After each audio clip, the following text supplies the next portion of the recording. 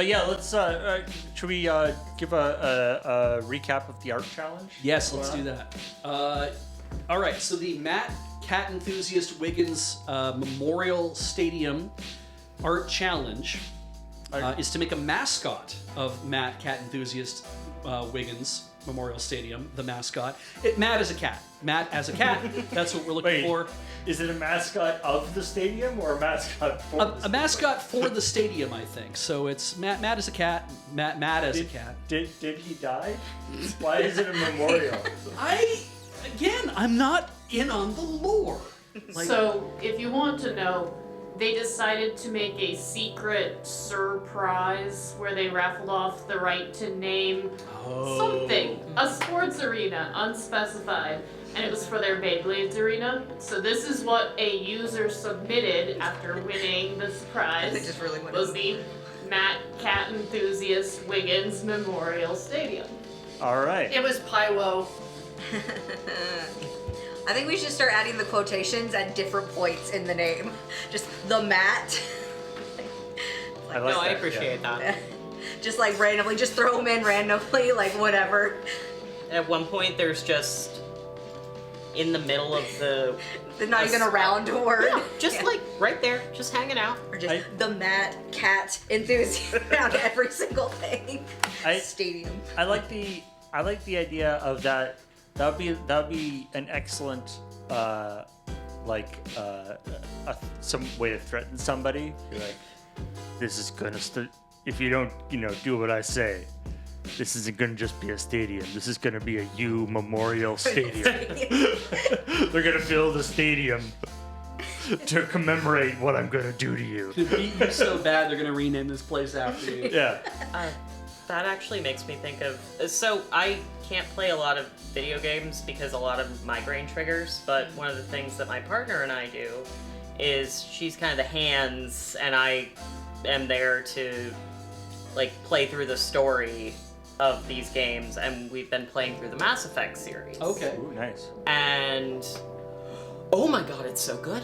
I've never gotten to play it before. It's fantastic, turns out. Hot take. Nice. But at one point in Mass Effect 3, you're in the hospital, and we will listen to every single possible conversation that is happening around us. Okay, yeah. And there's one where it's an argument between the receptionist and this random patron about whether or not the hospital should be a memorial hospital. Because the person that they named it after was apparently, like, only brain dead for a few minutes. They're like, well, no, he's alive. Why is this a memorial hospital? Oh, and you have to pick a side whether you agree with the receptionist in that, like, I mean, he did die, or with I wonder the if that's random actually angry come up patron. in real life, ever. Oh, man. I mean, the reference that for here in Victoria is that the biggest sort of sports and music arena in town is called the Save on Foods Memorial Center. Yeah. Is Save on Food still open? Oh yeah. Yeah. And which I believe actually I saw an ad like an interstitial ad when I was watching YouTube of Jimmy Carr. Yes. Because he was doing a concert.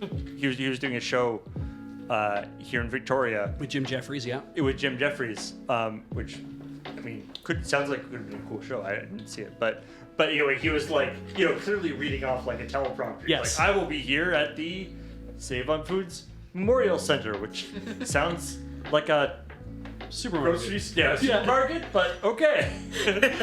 Paul Elton John played Save on Foods. Yeah. Right. Just Jimmy, at the produce rightly aisle. making fun of it. Yeah. It was actually in the dairy. Oh, yeah. So the Better lighting. Yeah, the history. So the history is it was the Memorial Arena. Yeah. Just the Memorial Arena. Yeah, and I believe it was like a sort of veteran memorial. Oh, thing. okay, cool. And then they demolished it and replaced it because they wanted to upgrade the whole thing. Okay. You know, they were like, let's make a new arena to handle, you know, bigger crowds and stuff. Sure. And Save on Food sponsored it, so it was going to be the Save on Food Center. But everyone got mad that they were demolishing and replacing this arena that's supposed to be memorial. And so like, fine, we'll call it the Save on Foods Memorial Center. And everyone was very pleased because they're like, I got exactly what I wanted, but not in the way that I wanted. Yeah. We were hoping that they would keep it as the at least keep the arena, so it was the Save on Foods Memorial Arena. Right. Because then it would be like sofa. Oh yeah. The sofa. That's great. Oh, That's too bad. Because we would have. Well, the problem is though that's what everyone in town would have referred to it as. So you just go up, turn at sofa. Sofa. And I'd been like. And then you're like looking for a couch. Well, the thing is, in this town, you'll find one on the side of the road all the time. That's how furniture gets distributed. Is that people come outside when it's not raining, they leave a sofa on the side of the road, and before it starts raining, it's gone. Hopefully. That's how I got rid of a Or at couch. the back of an apartment building over and over and over again. Yeah. Man, I remember walking down the street one time, and it was like raining really hard, and I saw there was like a sofa out on well, and I was thinking like that sofa right now weighs the same amount as like a fish tank the size of that sofa would weigh.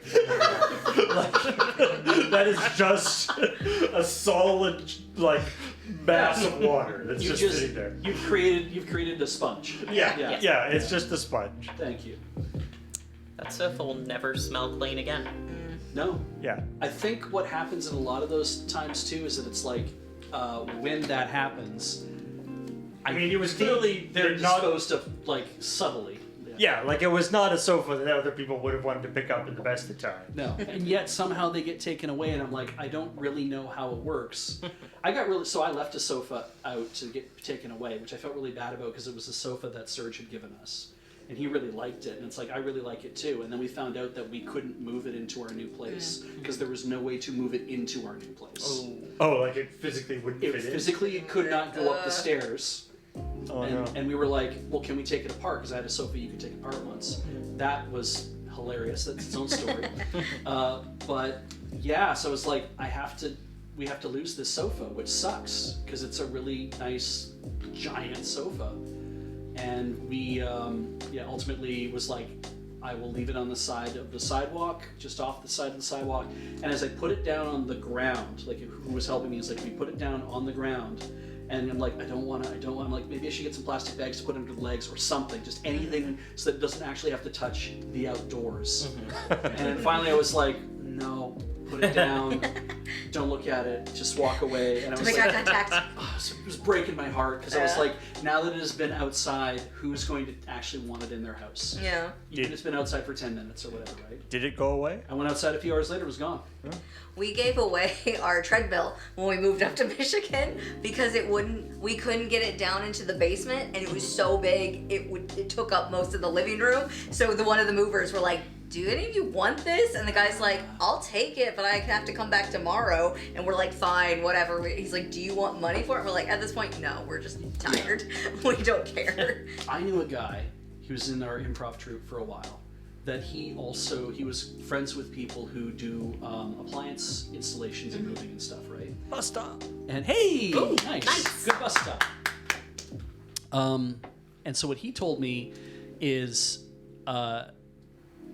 in Calgary, because this is where they worked, he says we do all sorts of like giant double door, like brand new refrigerator installations. He's like into the richest parts of town.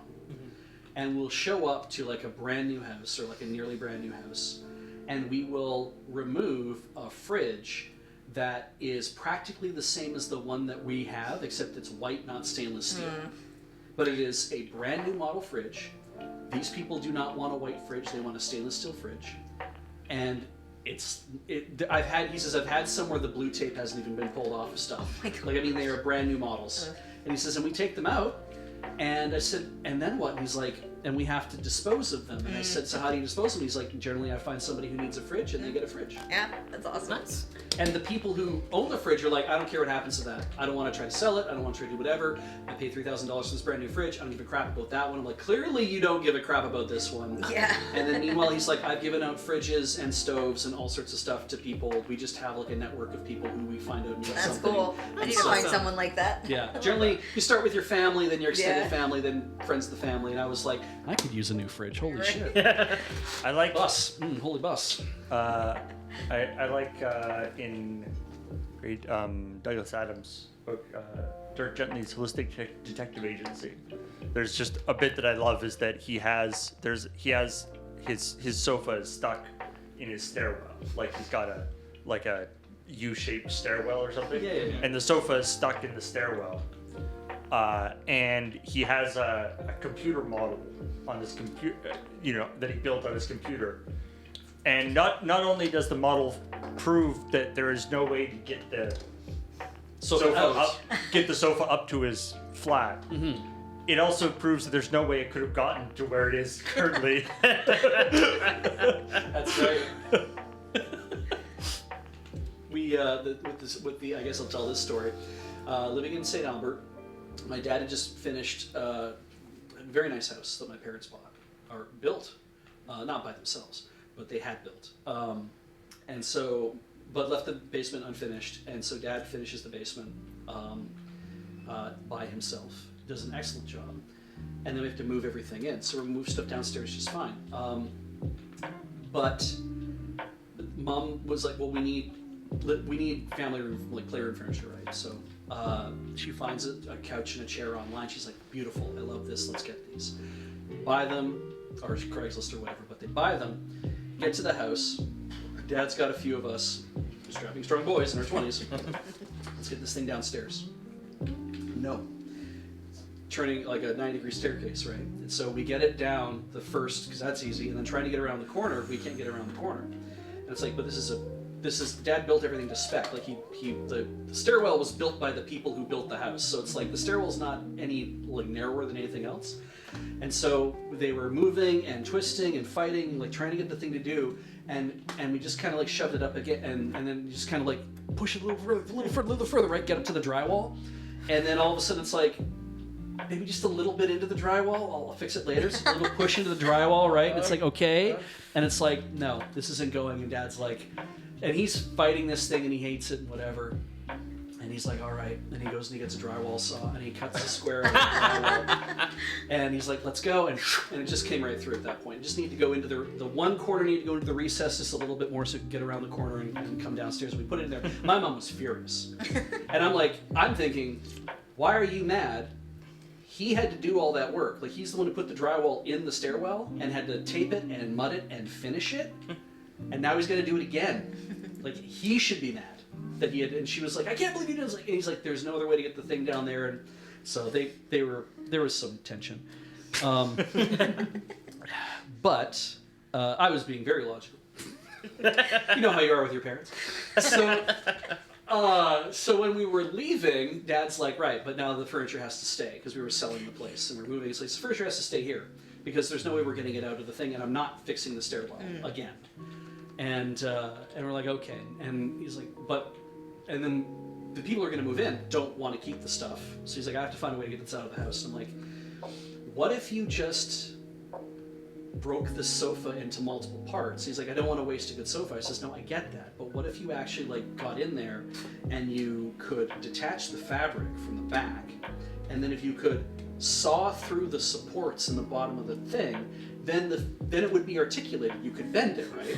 Get a few of us to help you up the stairs, and then when you're done, like when we get it upstairs and we're done with that, you get some joist hangers from Home Depot, because those are supposed to really hold things together, right?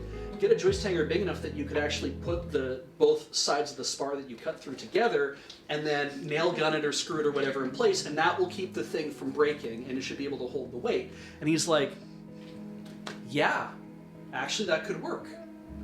I said, or just chainsaw it. I don't give a crap what you do. Like, do something, right? And he's like, no, that sounds pretty good. Maybe I'll do that. Or maybe I'll just sister a couple boards inside and we'll screw through it and that'll hold together. He's like, yeah, you can do that too, whatever. So he flipped the couch over, took the tacking down off the bottom. He got inside to have a look at what he should do and saw bolts on each side of where the arms are. And the arms come off the couch completely intact. Oh. And the whole couch thing goes and folds into 3 pieces on top of itself, and you can carry those 3 pieces out incredibly thin and have the 2 arms with it, get you to your location, put it back, put the screws in, the arms it keeps the whole thing together, and I was like, oh my god! Like, It's actually like a very well-made couch. beautifully made couch that was built to do this. Oh my God. And so, yeah, so I got that couch later, and that is exactly how I moved it for multiple years from place to place, to be like, all the furniture in my house I wanted to be something that I could actually break down into a way that I could carry it by myself, and I had a waterbed. So same thing, I could break the waterbed, because I'm a murderer, remember everybody? Break down the waterbed into individual components that I could move between the house if I needed to, and that's how I like to live my life. Sorry, for some reason I was just imagining it's like, so I could break down the waterbed into individual, like, cubes of water. Yeah, you know, like Minecraft. Yeah. And then just put it back together. If I wanted to move the water with it, so I put them in jugs, separate jugs. Well, you freeze the waterbed. Yeah, and- save it for later. You just put the bucket of water in your pocket. That's how it works. Big blocks of ice. Yeah.